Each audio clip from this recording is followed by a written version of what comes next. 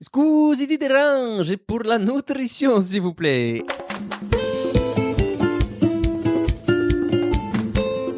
Hello à tous et à toutes, c'est Charles Brumeau, diététicien. Bienvenue à Dans la Poire Express, le petit frère de Dans la Poire, le podcast pour mieux manger. Alors je suis super content de vous retrouver, même si c'est qu'une semaine sur deux. Ça me fait toujours bizarre de pas être là une semaine sur deux, mais ça me permet aussi de me préserver et de rester dans le plaisir de vous transmettre tout ce que je peux sur l'alimentation et nos comportements alimentaires. Et puis, ça me permet aussi de fignoler mes vidéos du service après-vente de l'alimentation que vous pouvez retrouver sur mon compte Instagram. C'est une aventure dont je suis très fier et qui me permet de me réaliser, tout simplement.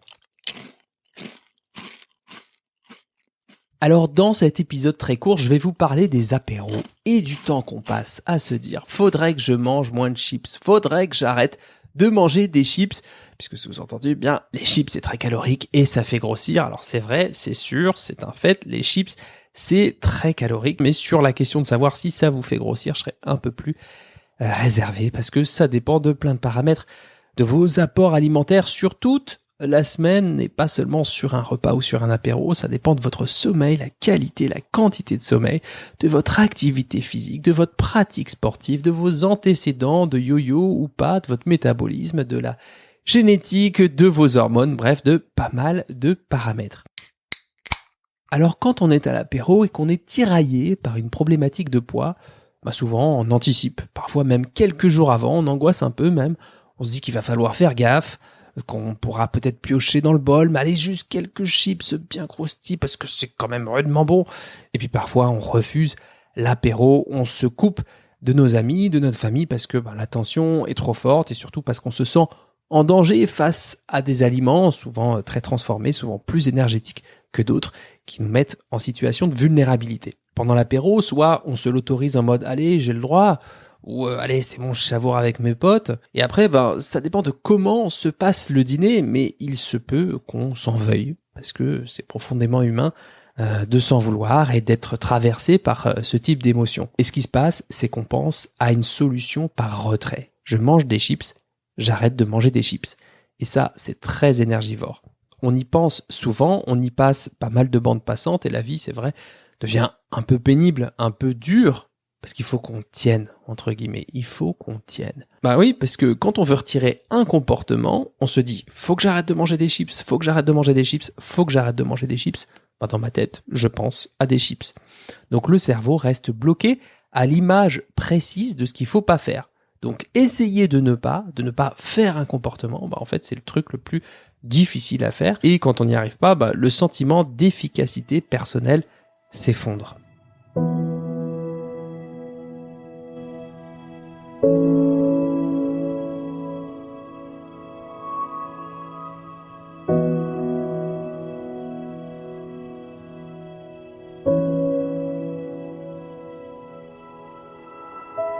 Ce que je vous propose, c'est d'essayer de mettre en place quelque chose d'ouvert, de plus cool, qui vous permette de manger des chips, mais pas que. L'idée, c'est de partir de cet apéro de chips, on peut pas partir sur un apéro de chips, on peut les manger, puisque vous en avez envie, et d'ajouter, dans le même temps, quelque chose d'appétitif, de sympa, qui ne soit pas des chips. Bon, alors il y a des centaines d'exemples, mais ça peut être du houmous, ça c'est connu et reconnu, ça peut être du caviar d'aubergine si c'est la saison, ça aussi pareil, connu, reconnu, des crackers ou des crudités à tremper dedans, des petites tartines de chèvre frais aux tomates rôties, des roulés au saumon et à la ricotta, pourquoi pas des cakes salés au pesto et à la feta, pourquoi pas aussi des petites verrines à la sauce au yaourt avec des falafels, soit qu'on peut faire soi-même ou soit qui sont déjà tout faits, qu'on peut tremper dedans.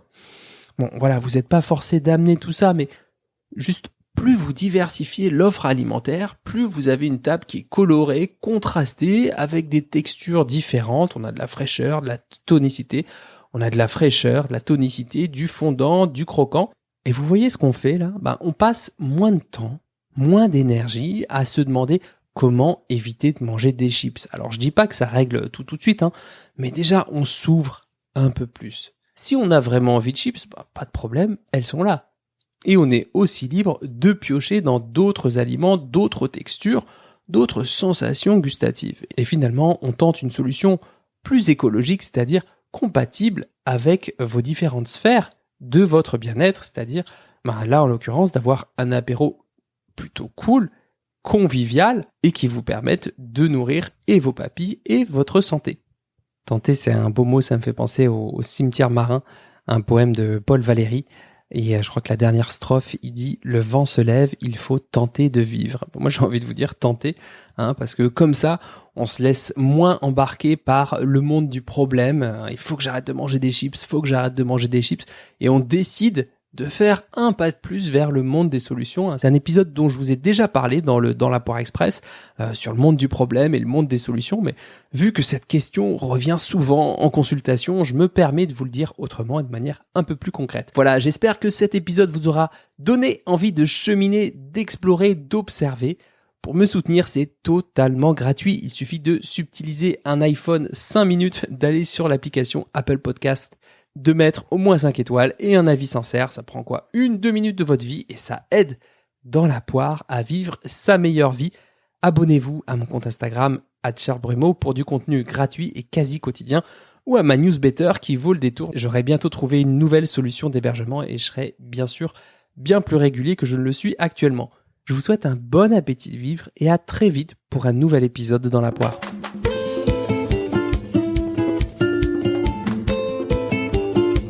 Si vous avez appris au moins une seule chose dans cet épisode, le meilleur moyen pour soutenir mon travail et m'aider à faire connaître dans la poire, c'est de le partager.